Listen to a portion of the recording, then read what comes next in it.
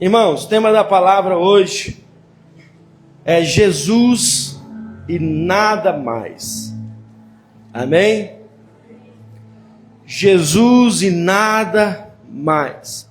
Eu quero fazer uma expressão da suficiência de Cristo para nós que nos intitulamos cristãos. Porque eu quero te fazer uma pergunta: o que você está esperando acontecer na sua vida para que você, enfim, alcance o que você está procurando? Qual é a resposta? Qual é a bênção? Qual é a promoção? Qual é a novidade que você está esperando acontecer para você, enfim, falar assim: isso aqui era o que eu queria. Agora sim sou plenamente feliz. Agora, se temos a Cristo e ainda estamos procurando uma novidade que vai nos preencher, precisamos avaliar se de fato cremos em Cristo. Irmãos, não somos e nunca seremos a igreja da campanha. 7 quintas-feiras para você receber a bênção. Culto da libertação. Culto da cura. Não somos e não seremos. Então, se você está vindo aqui nessa igreja pela primeira vez à procura disso, não somos esse tipo de igreja. E o que somos e que tipo de igreja somos, ou melhor dizendo, para não nos vangloriarmos, que tipo de igreja buscamos ser? Buscamos ser uma igreja cristocêntrica, onde Cristo é aquele que está sentado no trono dessa igreja, onde que o nome de Cristo é o nome mais falado, onde que a imagem de Cristo é a imagem mais buscada. E por que eu estou falando isso? Presta atenção.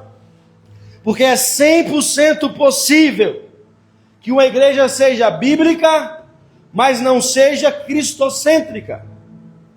Pastor, como assim? Achei que toda igreja bíblica era cristocêntrica. Não. Tem igrejas aí que não abrem a Bíblia. É fato, só começa a profetizar, e a reteté, e a Xangri-Lá, Irabadá. Tem outras que já abrem a Bíblia, mas ainda assim Cristo não é o centro da mensagem. E aí nós buscamos na Bíblia um humanismo, algo que vai falar o que as pessoas querem ouvir, ou que vai fazer eu sair desse lugar, de certa forma, consolado, ou inspirado.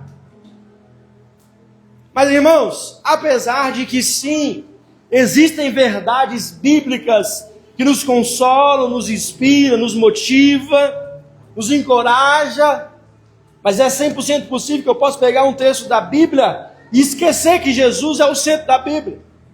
Eu posso pegar uma história bíblica, falar e não citar Cristo. Mas para nós cristãos, que temos a Bíblia como o único e efetivo fundamento da nossa fé, nós precisamos entender que de Gênesis a Apocalipse só se trata de um assunto só: Cristo. Amém? E nós precisamos entender essa verdade, essa simples verdade. Quando nós vemos ali, desde as primeiras palavras na Bíblia, está sinalizando para o Filho de Deus, para o Cristo. Então, eu quero que você pense que mesmo pregando a Bíblia, nós podemos desviar o foco de Cristo. Por isso eu quero nessa noite intitular a minha mensagem como Jesus e nada mais. Nós não precisamos, irmãos, de muita coisa não. Precisamos de Jesus. E você sabe que como um líder da igreja, biblicamente eu tenho a função de fiscalizar a mensagem que é pregada. Foi assim com Paulo, foi assim com os primeiros apóstolos. A mensagem era pregada, mas logo se difundia e começava a se dissolver. Alguns tentavam inserir dentro da mensagem um pouco de judaísmo novamente, um pouco de lei novamente. E vira e mexe, Paulo estava ali fiscalizando essa mensagem para que ela não se perdesse. E nessa noite eu quero fiscalizar um pouco a nossa mensagem, para que você saiba, irmãos, que se algum dia esse púlpito aqui se tornar palanque para outro assunto que não seja o Cristo, nós estamos com segundas intenções ou com más intenções.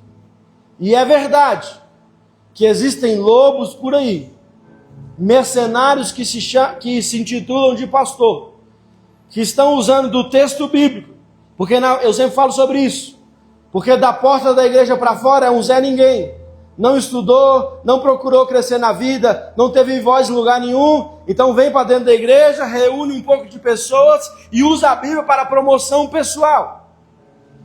Em João capítulo 10, nós vemos Jesus falando sobre isso, e ele diz: eu sou o bom pastor e eu dou a vida pelas ovelhas. O mercenário não, o mercenário vê o lobo e foge, deixa as ovelhas morrer.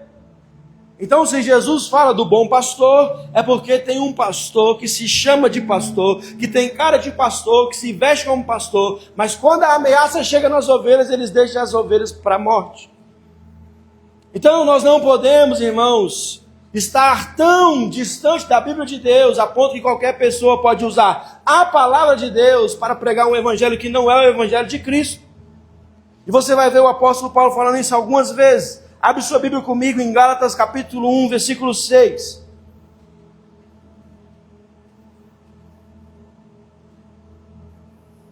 Quem está aí? Perguntar de novo, quem está aí comigo, meu Deus? Gálatas, capítulo 1, versículo 6. É isso que eu falei? Gálatas, capítulo 1, versículo 6. Olha o que Paulo está falando. Admira-me que estejais passando tão depressa daquele que vos chamou da graça de Cristo para outro evangelho. O que não é outro, senão que há alguns que vos perturbam, e querendo perverter o evangelho de Cristo. Mas ainda que nós, ou mesmo um anjo vindo do céu, vos pregue evangelho que vá além do que vos temos pregado, seja anátema, seja amaldiçoado. Então o apóstolo Paulo está chamando a atenção aqui da igreja de Gálatas, dizendo assim: ora, me admira muito que vocês que receberam tão recente as Sagradas Escrituras, a sã doutrina, já estão deixando perverter por alguns assuntos, por esses homens que tentam, de certa forma, relativizar as verdades. Eu quero falar um pouco sobre isso. Mentira é mentira. Mentira é o oposto claro da verdade. E detectamos a mentira de forma muito clara, é ou não é? Agora, o grande problema desses falsos profetas é que eles não mentem, eles enganam. E qual é a diferença, pastor, do engano para a mentira? Que a mentira é 100% mentira, e o engano tem um pouco de verdade e um pouco de mentira. Então, aí as pessoas começam a ser enganadas por essas pessoas. E aqui Paulo está falando o seguinte: me admira que vocês que tiveram agora uma experiência real com o Senhor, estão conhecendo a palavra, agora estão relativizando. Irmãos, o que a Bíblia diz que é pecado e ponto, e acabou. Não venha com conversa para mim que é isso, é aquilo. Irmão, se está escrito, é. Agora, o que não está escrito também eu não vou procurar inserir. Por quê? Porque a Bíblia diz: ai daquele que tentar tirar ou acrescentar qualquer coisa que seja, será amaldiçoado de Cristo. Então Paulo está fiscalizando a saúde da mensagem. E nesse texto nós vemos o seguinte: o evangelho verdadeiro está centrado em Cristo. 2. Não podemos adulterar a palavra. 3. Não pode receber acréscimos humanos.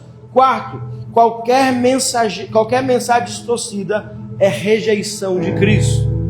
Segundo texto que eu quero que você abra, ainda nesse pensamento que Paulo está fiscalizando a mensagem nas igrejas. 2 Coríntios capítulo 11, versículo 3. Eu preciso acelerar na introdução, irmão, porque nem é o ponto mais forte da mensagem. 2 Coríntios capítulo 11, versículo 3. Abre a Bíblia, irmão, vai ler a Bíblia.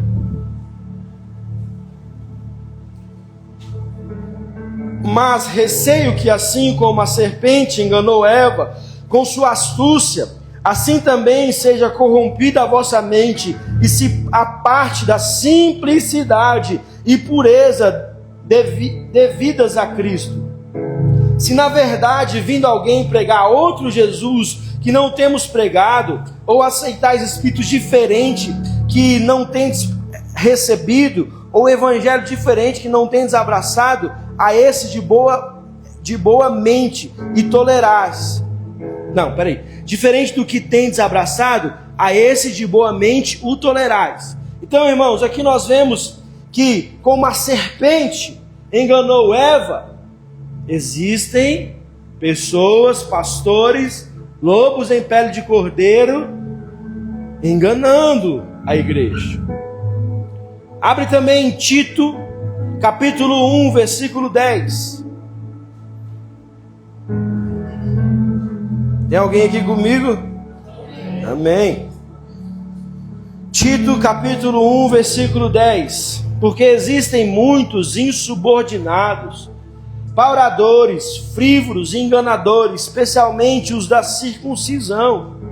É preciso fazê-los calar, porque andam pervertendo casas inteiras, ensinando o que não deve, por torpe ganância. Olha isso, irmãos. Paulo nos ensinando acerca disso. O último texto que eu quero que você abra ainda para a introdução é Filipenses capítulo 3, versículo 2.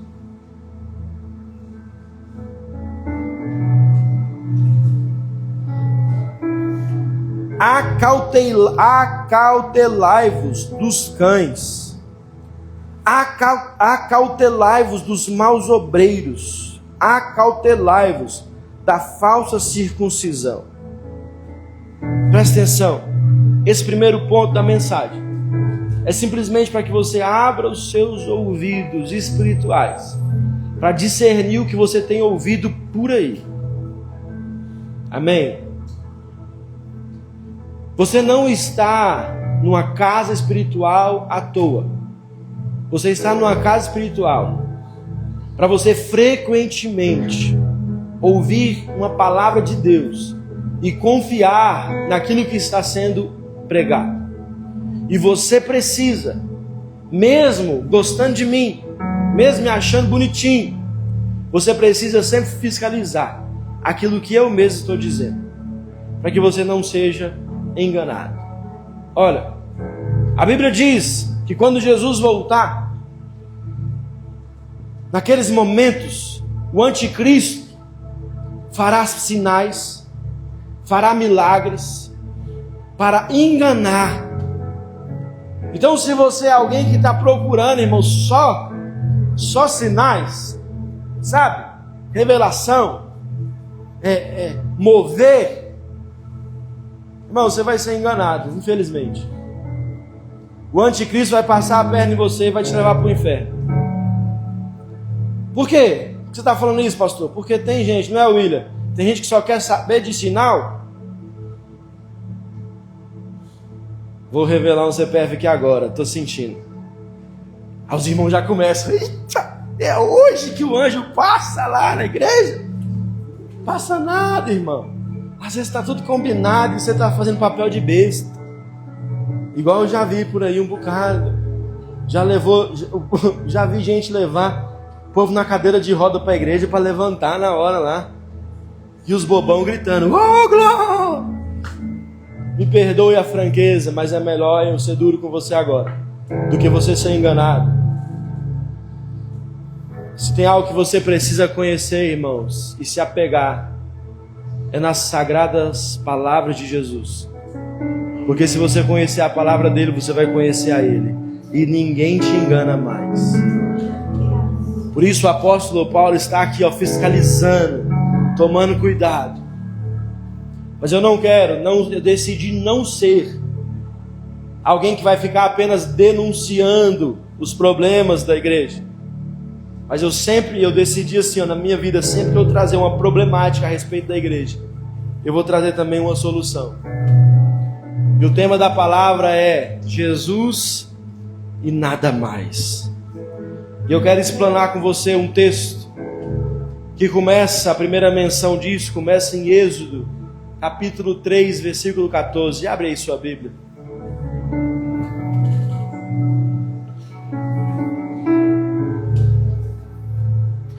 Ah, Jesus.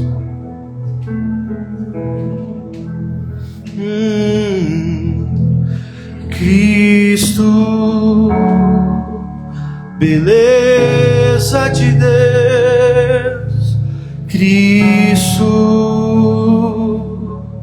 fonte de prazer, Cristo, eu quero conhecer Cristo. Senhor, nós oramos para que o Senhor revele um pouco mais do Senhor para nós nessa noite. Nós sabemos que após essa palavra nós vamos ter um tempo de adoração.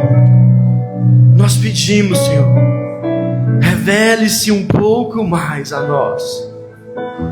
Revela aqui dentro, no lugar onde ninguém consegue mexer, ninguém consegue tocar, mas fale ao nosso espírito nessa noite, para que nós venhamos entender que é só o Senhor. É só o Senhor que nós precisamos. Aleluia. Êxodo capítulo 3, versículo 14. Disse Deus a Moisés: eu sou o que sou. Disse mais: assim dirás aos filhos de Israel: o eu sou me enviou a vocês. Eu quis separar esse primeiro texto porque aqui você sabe a história da sarça que pegava fogo e não se consumia.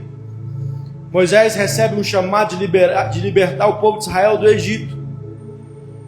E aí a Bíblia fala que Moisés está no deserto e de repente uma pequena árvore começa a pegar fogo. E o que chamou a atenção de Moisés foi que a árvore queimava e não se consumia, não se destruía. Então Moisés decide chegar um pouco mais perto. E quando ele começa a chegar mais perto, uma voz sai de dentro daquela árvorezinha pequena e diz: tira a sandália dos seus pés, que o lugar que você está é uma terra santa. Então Moisés tira a sandália, chega mais perto e ali o Senhor começa a falar: eu quero que você liberte o meu povo. Começa a receber um chamado.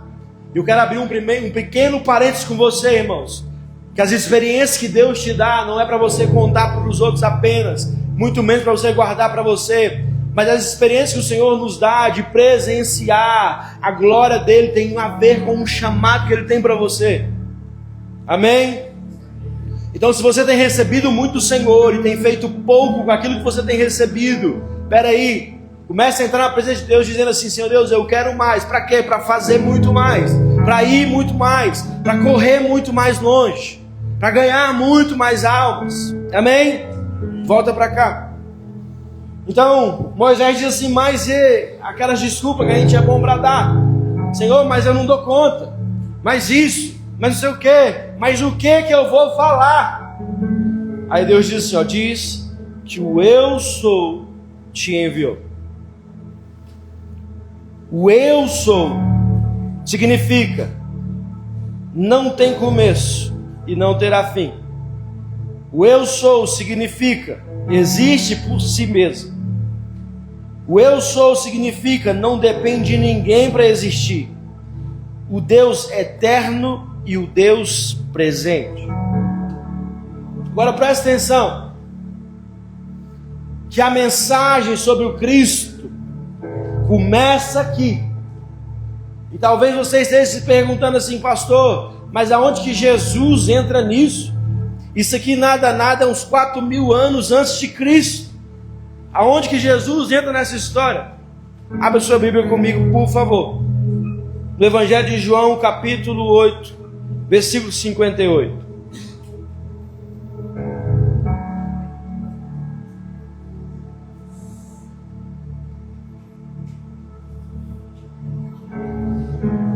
Quantos acharam?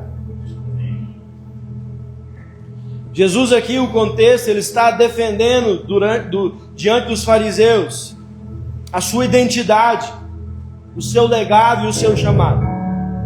E aqui no versículo 58, Jesus diz assim: em verdade vos digo, antes que Abraão existisse, eu sou. A primeira menção daquela sarça lá no deserto, talvez você não conseguiria fazer antes essa ligação, mas essa sarça apontava para Cristo. E agora Cristo bate no peito e fala assim, ó, antes mesmo que Abraão existisse lá atrás, eu sou aquele que estava com Abraão, eu sou aquele que estava com Moisés.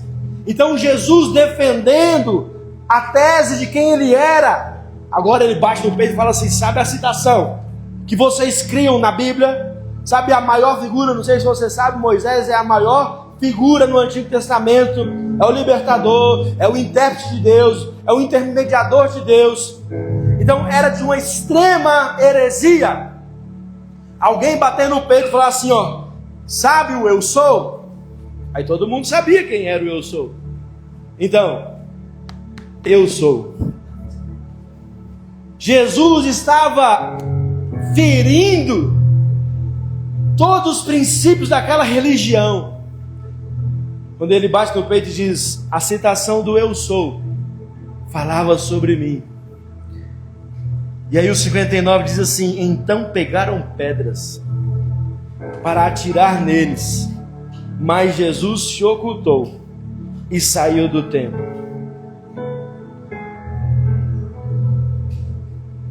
E agora eu quero trazer para nós que o eu sou, que estava lá em Abraão e depois veio até Moisés e agora se revela em Jesus. Eu quero te falar que o eu sou está aqui. Eu quero te falar que o eu sou é suficiente para nós e faz parte do nosso dia a dia.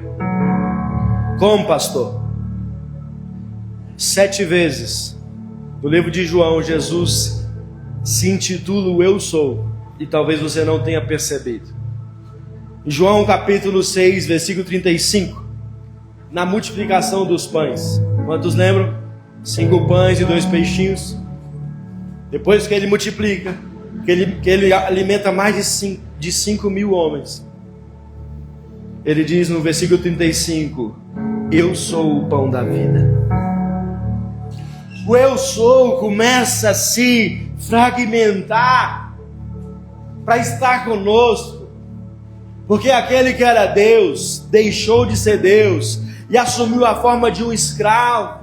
Por quê? Porque esse Deus, ele também tem um nome chamado Emanuel, e Emanuel significa o Deus presente. O que é o Deus presente? É o Deus que não é ausente, é o Deus que não está sentado num trono apenas, mas é um Deus que quando você chora, ele está lá, quando você acha que está sozinho, ele está lá, é um Deus que quando você acha que está passando pelas piores fases da sua vida, ele diz que ele é presente.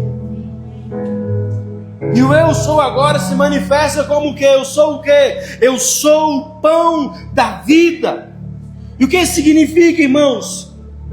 Quando Jesus diz isso naquele contexto, Jesus acaba de alimentar uma multidão. Mas sabe qual que é o problema, Luana? Que você come um pão e você volta a ter fome.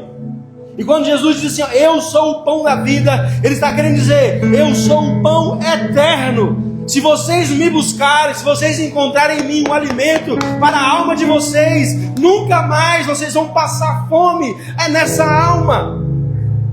Irmãos, e o pão terreno significa as coisas que você come e volta a ter fome. E Jesus está falando assim, eu sou o pão da vida. Eu sou aquele que alimenta a sua alma. Eu sou aquele que cuida da sua alma. Por isso, irmão, se você está aqui nessa noite desesperado, eu tenho uma mensagem de esperança para você. Jesus pode mudar a realidade da sua vida. Irmãos, E Jesus é suficiente, porque Ele é o pão que me alimenta. Ah, Jesus. O povo queria pão para um dia. Jesus se apresenta como pão eterno. Fecha seus olhos um pouquinho. Tu és o pão do céu, o Deus Emanuel. Enche-me, enche-me até transbordar. Diga, tu és o pão do céu, o Deus Emanuel. Enche-me, enche-me até transbordar. Diga, levante as suas mãos e diga para Ele: Jesus, Tu és o meu pão. Tu és o pão que me alimenta. Tu és o pão que a minha alma precisa. Aleluia. Pela segunda vez, então, ele se intitula o quê? O Eu Sou. Ah, mas esse Eu Sou parecia uma fórmula de Deus grandiosa que se apresentava então ali para Moisés no deserto. Mas agora o mesmo Eu Sou que diz: eu sou o pão da vida. Em João capítulo 8, versículo 12, ele diz: eu sou a luz do mundo. E Jesus vai ficando visível a nossos olhos, perceptível no nosso dia a dia. E ele estava ali, quando ele disse isso, ele estava na festa dos tabernáculos, diante de uma celebração. E eu não sei se você sabe, nessa celebração, vários candelabros eram acesos na cidade, várias tochas assim, que iluminavam toda aquela cidade. E Jesus, inspirado por aquilo, vendo o povo fascinado por aquelas luzes, ele diz assim, ó: essa luz se apaga, mas eu sou a luz do mundo.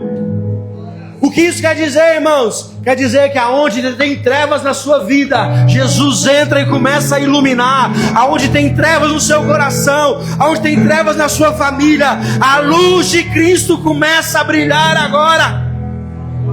Aonde tem pecado que você não consegue ver, é com Cristo que você começa a perceber. Nós não somos uma igreja que vai ficar no seu pé dizendo: come direito, fala direito, ora direito, jejua direito. Não, nós oramos para quê? Para que você conheça o Cristo. Porque se a luz do Cristo brilhar em você, não tem pecado mais que fica escondido aí dentro. Eu sempre gosto de dizer, em Apocalipse, essa mesma luz do mundo é intitulada agora como o sol da justiça. E um dia nós estaremos diante do sol da justiça. E o que isso quer dizer? Que é o último crivo que nós passaremos de julgamento. Por quê? E eu gosto de citar esse exemplo bobo. Quantos já saíram de casa achando que estava com tênis limpo? E quando chegou no shopping, as luzes do shopping revelou a sujeira do seu tênis. Alguém? Uma meia que você jurava que era branca. Quando bate a luz, você vê: meu Deus, que meia suja é essa? Ei, é assim quando Jesus chega. Pecados que você jurou até que não era pecado, quando a luz de Cristo chega, você fala: ah, Jesus, eu não posso viver assim mais. Tira de mim, Jesus. Foi assim com Davi no Salmo 50, 51 e 52, onde ele pega dizendo assim: tira de mim tudo, só não me tira o teu Santo Espírito. Tira o trono, tira o palácio, tira as riquezas, tira a minha vida, só não tira o teu Santo Espírito. E a minha oração é para que você tenha o Cristo revelado essa noite, para que você comece a se livrar desses embaraços que talvez você esteja vivendo. Por isso ele diz: eu sou a luz do mundo. E assim como ele guiou o povo de Israel no deserto. Lembra que a Bíblia diz que tinha uma labareda durante a noite?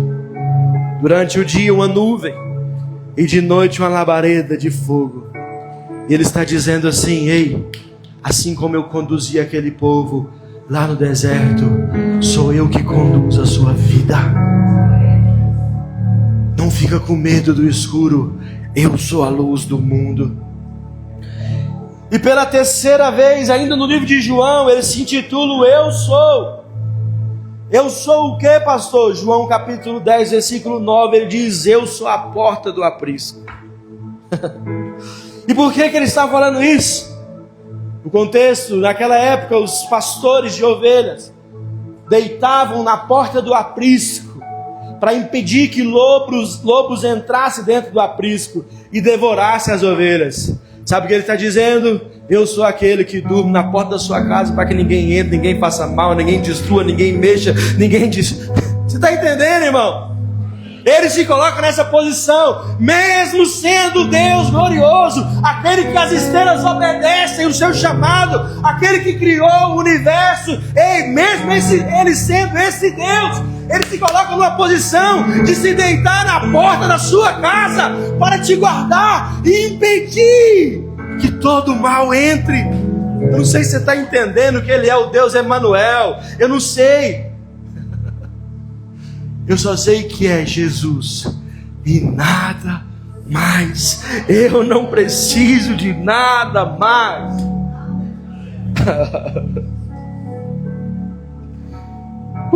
Jesus. Quantas vezes que eu tive medo por não saber dessa verdade, que o Senhor é a porta do aprisco.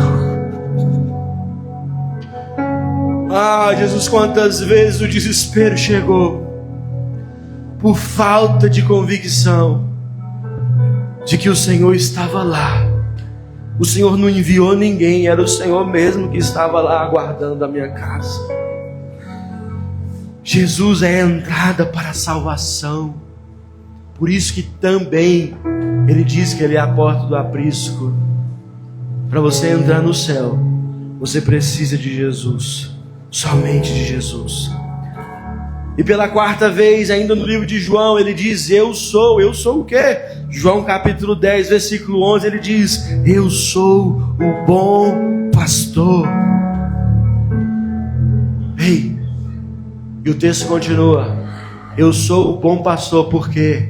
Porque eu dou a minha vida pelas minhas ovelhas. Esse Deus, ele é tão Emanuel, ele é tão perto, que ele não te guarda de longe. E quando por algum momento você não crer que ele está na porta, creia que ele mesmo entregou a vida dele para salvar a sua vida. Por isso ele diz: eu sou o bom pastor e eu dou a vida pelas minhas ovelhas. E pela quinta vez ele se intitula o Eu Sou. João capítulo 11, versículo 25. Lázaro havia morrido há 4 dias.